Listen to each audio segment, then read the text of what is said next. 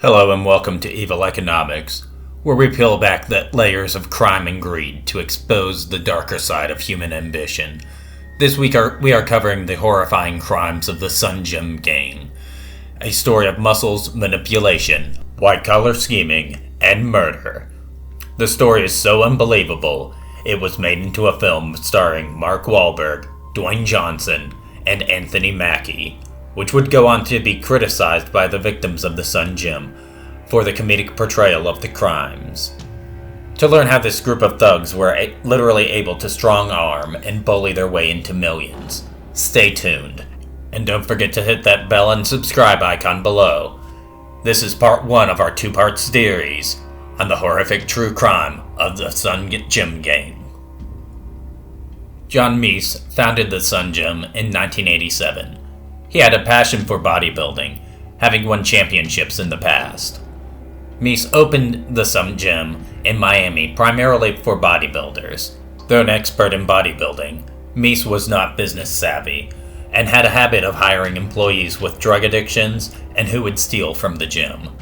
One former manager even took 3 drug dealers out to the Florida Everglades and executed them mafia style.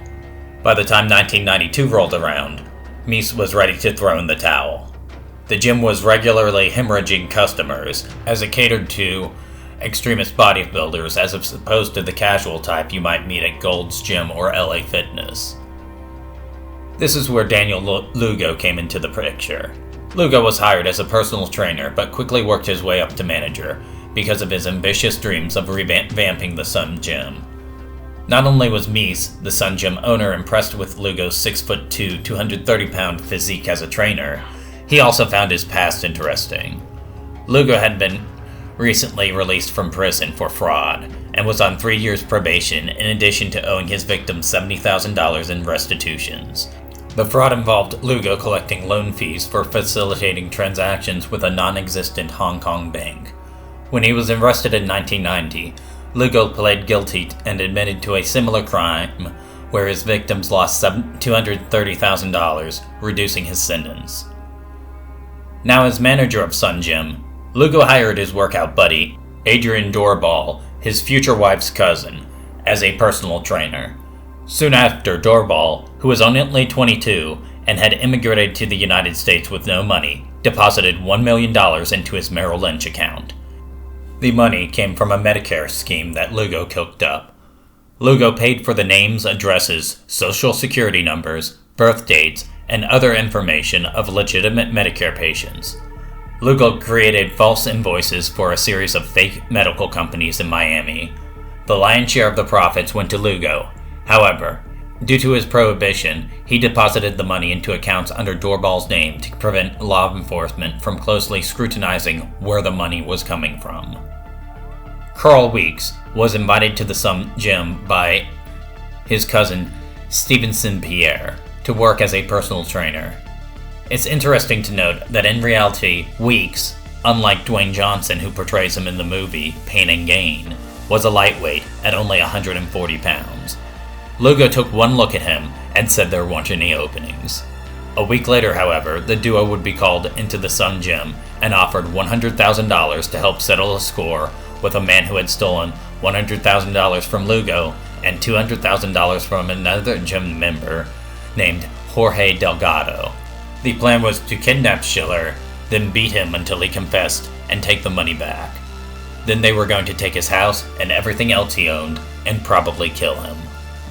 Mark Schiller, who had established a respected accounting practice and owned a Schlotsky's Deli franchise in town, had hired Delgado a few years earlier as a gopher, but soon promoted him to a marketing representative.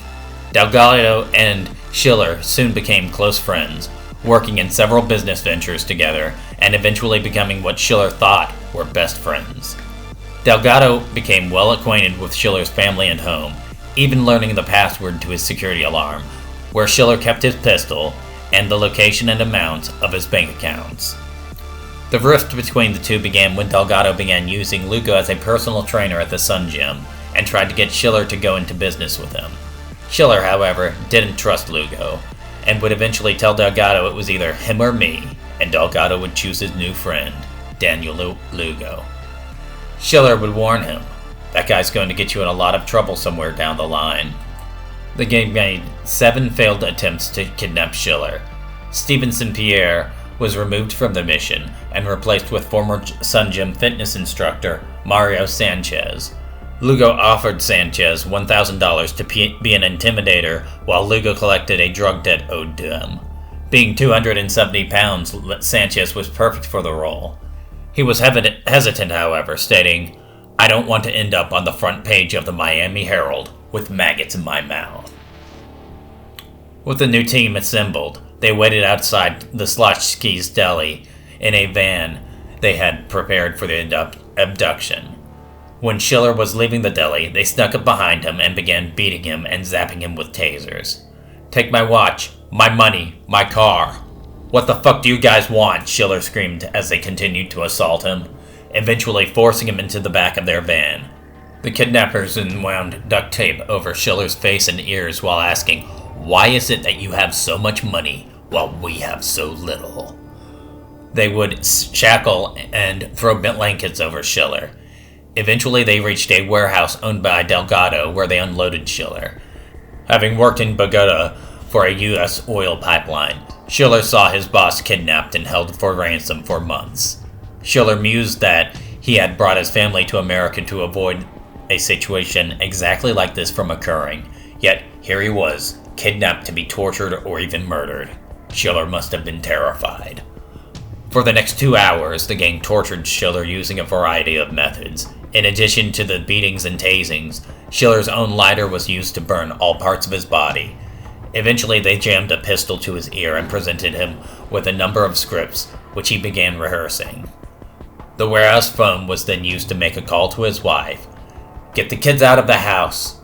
Don't call anyone, especially not the police, and go to your family in Colombia," he said. His wife was terrified, but she agreed to do as she was told. This promise was a load off Schiller's mind, as he had been informed of the gang's intentions to go after his wife and kids had they not fled next. Over the next few days, Schiller was forced to make calls to business associates of a different nature. He informed them that he had met an attractive young Cuban named Lillian Torres, and that he intended to liquidate all his assets and sail off into the sunset with her. Around this time, his captors also began bringing in documents for him to sign. With duct tape fastened tightly around his eyes, Schiller was unable to see what he was signing, and each one felt like a death sentence. Schiller recognized Lugo's voice. Additionally, he knew that only Delgado could be giving them the information about his accounts and the passcode for his home. Schiller was able to deduce that he was being held by at least 4 men who were guarding him in shifts. What was once thought to be a quick 2-day kidnapping went on for 4 weeks. Schiller was sight-deprived and tortured. Once all of Schiller's assets were transferred from Switzerland and the Cayman Islands, Lugo and his accomplices decided it was time to end him. A $2 million insurance policy was taken out on Schiller, with Lillian Torres, Lugo's ex-wife, named as the sole beneficiary. The gang spent several days getting Schiller wasted drunk, saying they were going to drop him off at the airport on a flight to Colombia, but he had to be too drunk to identify them. Schiller knew there was no way they were going to let him out alive. However, he kept with the pretense because they allowed him to speak to his family in Colombia. He promised he would see them soon, knowing that he was lying. On his last full night of captivity, Schiller was ordered to wash down a concoction of pills with alcohol. The scene the Sun Gym was painting was that of a man facing a midlife crisis, who in just 1 month's time had lost his family, business, investments, his whole life, over a hot young babe. After 3 days of forced drinking, an unconscious Schiller was put into the driver's seat of his Forerunner and brought down an isolated road. There he was set in the driver's seat, and the pedal was forced down to crash their car into a concrete utility pole. Schiller survived the accident, so his captors poured gasoline in the car and lit it on fire. However, Schiller would pull himself out of the car. Having been spotted, the gang drove over him twice in a second vehicle. They were about to run over him a third time when they saw headlights approaching and fled. Ed Dubois, a seasoned private investigator hired by the NFL to review security protocols for the Super Bowl, was contacted by attorney Gene Rosen, who had a client who called earlier in the morning sounding drugged with a bizarre story. Rosen informed Dubois that even though the story sounded wrong, Schiller was a legitimate businessman, and as a result, Dubois gave him a call. Schiller recounted the horrors of the abduction and begged for protection. The veteran detective took a pause.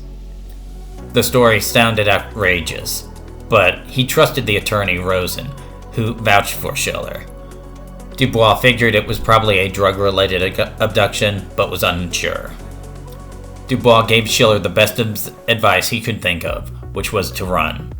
If these guys were intent on killing him, as Schiller claimed, then they would stop at nothing to reach him, and anyone can walk right into the hospital.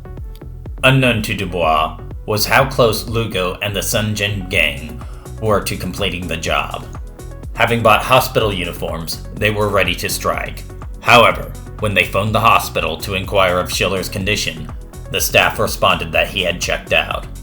The gang searched Miami, but found no trace of him, as Schiller had been flown to New York via an air ambulance.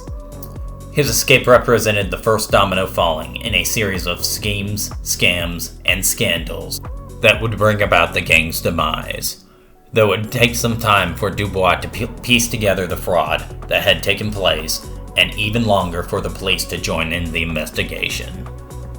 This has been part 1 of our presentation on the horrific crimes of the Sun Jim gang. Stay tuned, as part 2 will be coming out next week. If there's a scandal you'd like us to cover in a new episode, let us know in the comments down below. Don't forget to like, share, and especially subscribe, as you do not want to miss the next one.